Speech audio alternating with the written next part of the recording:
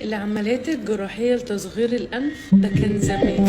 هنا هي سما كيلينج أو سما فيلر.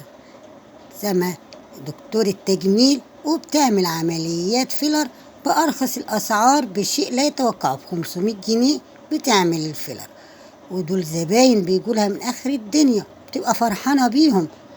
واحدة وبكام؟ ب500 بدل 1000 هتقدري تصغري النوز في جلسة بوتوكس واحدة. نشوف ايه حكايتها، والحكومة المصرية بتبحث عنها ليه، وهل هي تم القبض عليها فعلا زي ما قالوا، ألا إنها عصابة ودول بودي جاردات بتوعها. والصحة المصرية تعلن إغلاق العيادة بتاعتها. ليه؟ لأن تبين إن عملها بدون ترخيص، وبتدير العيادة على إنها طبيبة بشرية منتحلة الصفة دي، لابسة 5 كيلو ده وماشية ببودي جاردات كتير حواليها. والسلطات المصرية اكتشفت إنها بتعالج بأدوية غير مصرح بها دوليا، وأدوية مجهولة المصدر. والسلطات المصرية تبحث عن سما كيلينج أو فيلر، وعندها أسطول عربيات. ده كل دوت من العمليات التجميل؟ مش معقول. وقالوا الناس دي ايه بقت وصلت وهي كده غلبت نخنوخ. وكل يوم والتاني تروح لأميرة الدهب تشتري منها دهب جديد.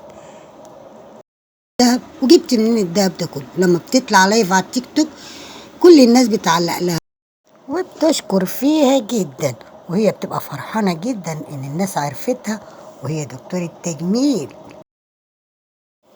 والناس ومتابعينها مستغربين كل الفلوس ديت والذهب دوت من عمليات التجميل، ودي واحدة من اللي عملت لها عملية التجميل فرحانة وبتشكر فيها. كل زباينها بروفيشنال، منهم ممثلين معروفين وغيرهم كتير. وعلى التيك توك بيكتبوا لها في لايفاتها احنا انبسطنا قوي منكم من التجميل، وكل زباينها بروفيشنال. وسما بتفرح قوي بالتعليقات بتاعتهم، وبتروح منزله عروض وتنزل من الاسعار بتاعتها. مسيطرة على عباس العقاد كله، وبتروح لها الزباين وبتصورهم لايف وبتبقى فرحانة بيهم وتنزلهم عندها علشان تبين للناس ان زباينها بروفيشنال وناس كتير ومحترمين جدا. الناس استغربت على البودي جاردات الكتير وتسألها انت بتقبضيهم منين؟ قالت من عمليات الفيلر بتعمل. وقالوا عليها دي عصابة هي والبودي جاردات. عمليات التجميل اللي بتعملها الفيلر والبوتكس والحقن بتعملها بأقل أسعار، وكمان بتكون المواد والخام بتاعتها من بره مش مصرية. كمان زباينها بتطلب منها الحقن بطريقة إيطالية مش مصرية، وبتحدد الأماكن اللي مطلوب يا إما تصغرها أو تكبرها.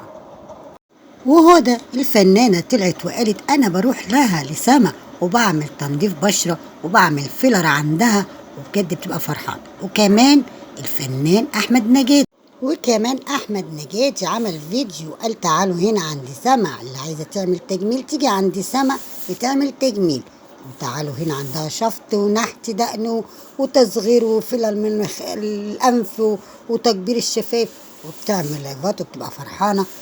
وشجعها طبعا بالفيديو ده، عاملة لايف مع فنانين مشهورين ومعروفين عشان تثبت الصدق في كلامها مع الفنانين في اللايفات. إذا عجبكم الفيديو ما تنسوش الاشتراك في القناة واللايك عشان يوصل لكم مني كل جديد، واشوفكم في فيديو جديد. سلام عليكم.